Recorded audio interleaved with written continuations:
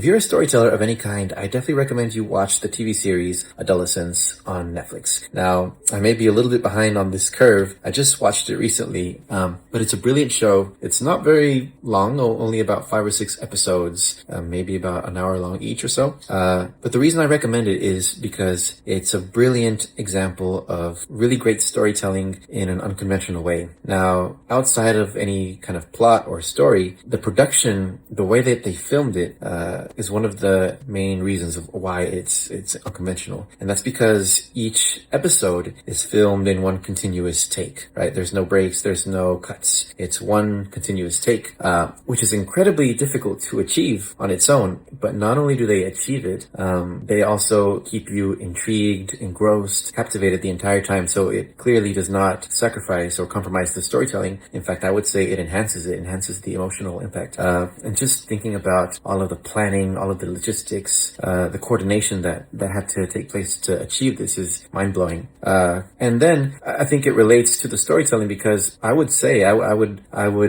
guess that the limitation of this production aspect probably impacted and influenced the storytelling, the things that relate more to like the plot, maybe the characters and so on.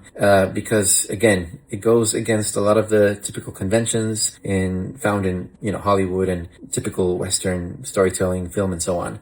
An example is, normally you are meant to have one or two, maybe a few protagonists, clear protagonist with a clear character arc.